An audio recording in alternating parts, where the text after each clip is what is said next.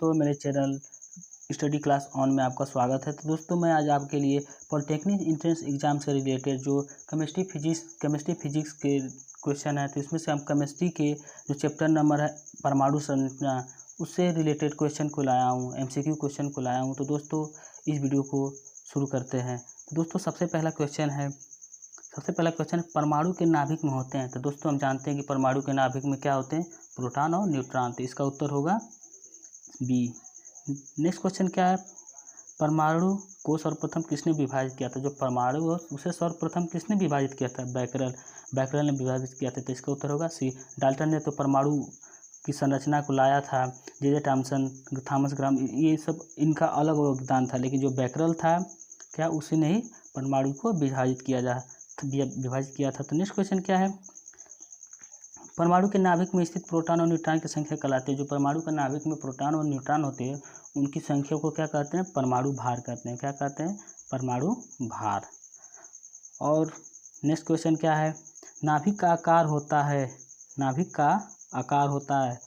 Next question, नाभिक का आकार होता है, जो परमाणु का नाभिक होता है उसका आकार होता है 10⁻⁻13। इसको सेमी में दिया था 10⁻⁻13 सेमी। इसको मीटर के रूप में ले आएंगे तो 10⁻⁻11 सेमी।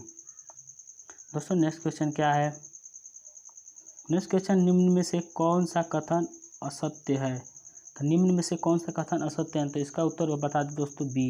इसका उत्तर क्या है? बी। परमाणु अविभाज्य है। तो परमाणु दोस्तों अविभाज्य नहीं, परमाणु को विभाजित किया जा सकता है किसमें? इलेक्ट्रॉनों के रूप में, प्रोटॉन के रूप में और न्यूट्रॉन के रूप में उन्हें विभाजित किया जा सकता है। तो ये कथन असत्य है। तो इसका उत्तर होगा बी। नेक्स्ट क्वेश्चन क्या है, नेक्स्ट क्वेश्चन है, किसी तत्व का सूक्ष्म कण जो स्वतंत्र अवस्था में रह सकता है? तो दोस्तों इसका उत्तर, किसी तत्व है उसका सूक्ष्म कण स्वतंत्र अवस्था में रह सकता है। परमाणु स्वतंत्र अवस्था में नहीं रह सकता, इलेक्ट्रॉन भी नहीं रह सकता, प्रोटॉन भी नहीं रह सकता। क्या रह सकता है? अणु रह सकता है। जैसे ऑक्सीजन का अणु क्या है? O2, यह स्वतंत्र अवस्था में रहता है। इसे ही हम स्वतंत्र अवस्था में रहता है तभी हम ऑक्सीजन को ग्रहण कर पाते हैं, इसे हम ले सकते हैं, बना सकते हैं। नेक्स्ट क्वेश्चन क्या है, एक तत्व का परमाणु क्रमांक 19 है तथा परमाणु भार 39 है, तो उसमें न्यूट्रॉनों की संख्या ज्ञात करनी है। तो परमाणु क्रमांक बराबर होता है प्रोटॉन की संख्या, परमाणु क्रमांक बराबर प्रोटॉन की संख्या। तो प्रोटॉन की संख्या भी 19 हो गई, और न्यूट्रॉन की संख्या ज्ञात करने के लिए परमाणु भार में से उसको माइनस कर देंगे। तो माइनस करेंगे तो कितना हो जाएगा? 20। तो इसका उत्तर क्या हो जाएगा? 20। इसका उत्तर होगा 20। तो परमाणु न्यूट्रॉन की संख्या कितनी होगी? 20। नेक्स्ट क्वेश्चन क्या है, कैल्शियम परमाणु में प्रोटॉन और न्यूट्रॉन और इलेक्ट्रॉन की संख्या का मान बताना है। तो जो कैल्शियम परमाणु होता है उसका परमाणु क्रमांक होता है 20। तो 20 है, तो प्रोटॉन और परमाणु क्रमांक की संख्या कितनी हो गई? 20 हो गई। तो इसमें निकल गया प्रोटॉन और परमाणु क्रमांक 20 हो गया। तो इलेक्ट्रॉन की भी संख्या उसी के बराबर होगी। तो इलेक्ट्रॉन और प्रोटॉन की संख्या ज्ञात हो गई। और इसका परमाणु भार होता है 40। क्या होता है? परमाणु भार 40 होता है। तो 40 में से 20 निकालेंगे तो 20 होगा ना। तो क्या होगा इसमें क्या होगा, कैल्शियम परमाणु में प्रोटॉन, न्यूट्रॉन और इलेक्ट्रॉन की संख्या क्या होगी? 20। उत्तर क्या होगा? ए। नेक्स्ट क्वेश्चन क्या है, नेक्स्ट क्वेश्चन है, एक तत्व का परमाणु भार 45 है और परमाणु क्रमांक 21 है। तो परमाणु में इलेक्ट्रॉन और न्यूट्रॉन की संख्या ज्ञात कीजिए। तो परमाणु क्रमांक 21 है तो इलेक्ट्रॉन की संख्या भी 31 होगी, इलेक्ट्रॉन की संख्या 21 होगी। अब परमाणु में न्यूट्रॉन की संख्या ज्ञात करनी है, तो न्यूट्रॉन की संख्या परमाणु भार में से घटा दो। तो 45 में से 21 घटाएंगे तो कितना निकलेगा? 23। क्या होगा?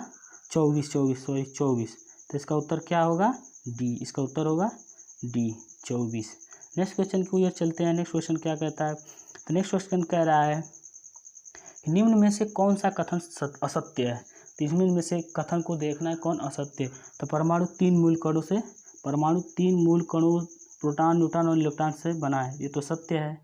परमाणु विभाज्य है, ये भी बात सही है। किसी एक तत्व की परमाणु द्रव्यमान भिन्न हो सकते हैं, ये भी सत्य है। तो इसका उत्तर होगा डी। उपरोक्त में से कोई नहीं है, जो कोई तीनों बात सत्य है, असत्य कोई नहीं है। तो इसका उत्तर होगा डी। नेक्स्ट क्वेश्चन की ओर चलते हैं।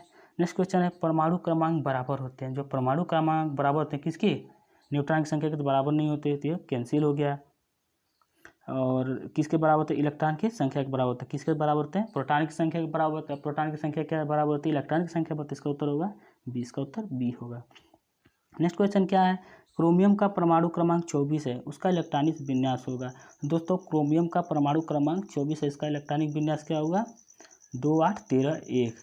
तो दोस्तों इस कैसे निकलेगा, जो बोरवरी नियम होता है, पहले में 2, दूसरे में 8, फिर 18 ऐसे भरते हैं, 32 32 18 18 भरते हैं। तो क्या किया जाता है कि पहले में 2 जाएगा, दूसरे में 8 जाएगा, तीसरे में 8 जाने के बाद नियम कहता है अगले कक्षा में 2 जाने के बाद इसमें फिर आएगा।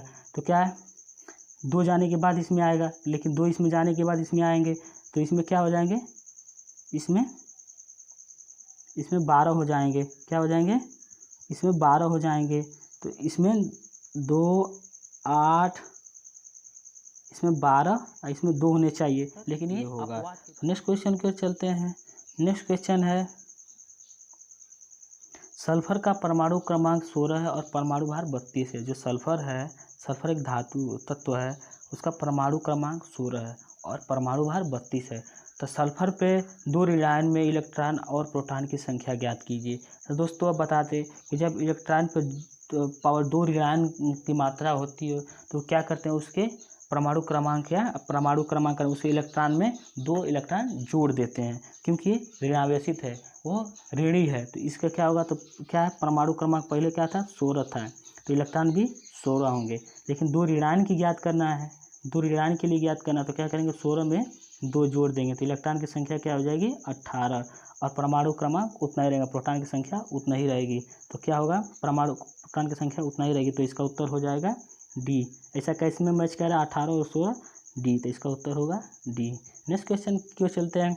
नेक्स्ट क्वेश्चन क्या कह रहा है कि निम्न में से किस एक तत्व की समान संयोजकता 2 है, तो उसका परमाणु, जो निम्नलिखित है इनमें से किसी एक तत्व की समान संयोजकता 2 है, तो एक कौन सा तत्व होगा। तो दोस्तों आपको बता दें कि जो संयोजकता होती है वो बताती है अंतिम कोश में इलेक्ट्रॉन की संख्या।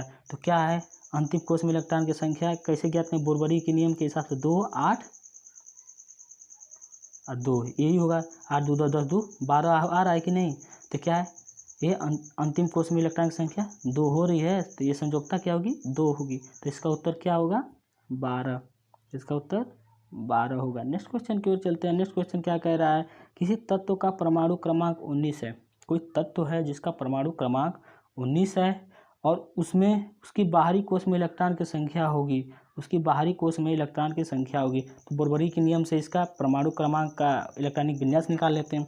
इलेक्ट्रॉनिक विन्यास होगा, इलेक्ट्रॉनिक विन्यास क्या होगा, 2 होगा, 8 होगा और फिर 8 होगा। 8 होने के बाद अगली कक्षा में जाएगा तो क्या हो, 1। तो क्या बाहरी कोश में कितने इलेक्ट्रॉन है, 1, तो इसका उत्तर हो जाएगा ए, इसका उत्तर हो जाएगा ए, 29 का उत्तर ए। नेक्स्ट क्वेश्चन की ओर चलते हैं। नेक्स्ट क्वेश्चन क्या है, ब्रा कोश। नेक्स्ट क्वेश्चन क्या है, ब्रा कोश, जो बाहरी कोश में अधिक से अधिक इलेक्ट्रॉन हो सकते हैं, जो बाहरी कोश से किसी परमाणु के बाहरी कोश में अधिक से अधिक इलेक्ट्रॉनों की संख्या हो सकती है, कितनी, उत्तर इसका ए, इसका उत्तर होगा ए, 8 हो सकती है। 8 से अधिक किसी बाहरी कोश में इलेक्ट्रॉन की संख्या नहीं हो सकती। कह दो कि 9 हो जाए, 16 हो जाए, नहीं हो सकती, बस केवल 8 ही हो सकती है। नेक्स्ट क्वेश्चन की ओर चलते हैं।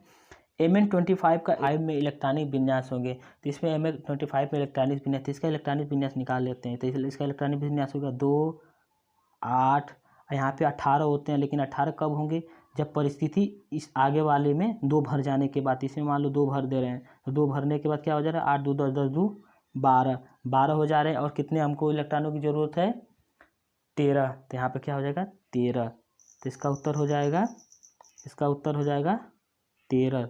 तो क्या हो जाएगा, ये किस में मैच कर रहा है, सी में, इसका उत्तर किस में मैच कर रहा है, सी में। तो दोस्तों Mn25 का इलेक्ट्रॉनिक विन्यास क्या होगी, 2 8 13 2, तो इसका आंसर होगा सी। नेक्स्ट क्वेश्चन की ओर चलते हैं। नेक्स्ट क्वेश्चन क्या कह रहा है, लोहे का परमाणु क्रमांक 26 है, इसका इलेक्ट्रॉनिक विन्यास होगा। जो लोहा है Fe, उसका परमाणु क्रमांक 26 है, इसका इलेक्ट्रॉनिक विन्यास निकालना है। तो दोस्तों इलेक्ट्रॉनिक विन्यास निकाल लेते हैं। तो इलेक्ट्रॉनिक विन्यास देखो दोस्तों, 25 का निकालें तो कितना आया है, 2, तो 25 का निकालें 2 8 13 2 आया है, तो 2 भर जाता है। इसके लिए तो बताएं कि 2 भरने के बाद इसमें आता है 18 भरते हैं, तो बस यहाँ पे एक और भर देंगे तो क्या होगा 14, तो इसका उत्तर होगा 2 8 14 2, इसका उत्तर हो जाएगा ए। 2 8 14 2, इसका हो जाएगा उत्तर ए। अगला क्वेश्चन देखते हैं। अगला क्वेश्चन क्या कह रहा है, प्रोटॉन पर धनावेश का मान इलेक्ट्रॉन के आवेश का होता है। जो प्रोटॉन होता है उस पर धनावेश का मान इलेक्ट्रॉन के आवेश का होता है। तो हम जानते हैं कि जो प्रोटॉन का धनावेश होता है उतना ही इलेक्ट्रॉन का धनावेश हो, बस वो ऋणात्मक होता है। तो प्रोटॉन का धनावेश होता है कितना, प्लस 1.6 गुणे 10 पे माइनस 19 प्लस ये क्या हो गया प्रोटॉन। तो इलेक्ट्रॉन का क्या करते हैं, बस यहाँ पे जो माइनस है वहाँ के यहाँ प्लस कर देते हैं, अरे जो प्लस है वहाँ माइनस कर देते हैं। तो क्या होगा -1.6 गुणे 10 पे पावर -19, क्या होगा ये इलेक्ट्रॉन का हो जाता है। तो क्या है दोनों सेम है, तो इसे कहने का मतलब, तो इसका उत्तर क्या होगा सी। प्रोटॉन और पर धनावेश का मान और इलेक्ट्रॉन के आवेश का मान बराबर होता है। इसका आंसर क्या होगा सी, समान। Thank you. तो दोस्तों आपसे एक रिक्वेस्ट है कि मेरे चैनल को सब्सक्राइब करें, लाइक करें। मैं दोस्तों एक टेलीग्राम चैनल बनाऊँ जिसका लिंक मैं नीचे दे दूंगा। उस लिंक द्वारा आप मेरे टेलीग्राम चैनल पे चले जाइए, जिससे मैं ये जितने नोट्स हैं आप इस नोट्स को उस टेलीग्राम चैनल पर अपलोड करूँगा। उस नोट्स को आप डाउनलोड कर लीजिए। आपको ये नोट्स प्रोवाइड करा रहा हूँ दोस्तों, आप मेरे टेलीग्राम चैनल से ज़रूर जुड़ें। थैंक यू दोस्तों।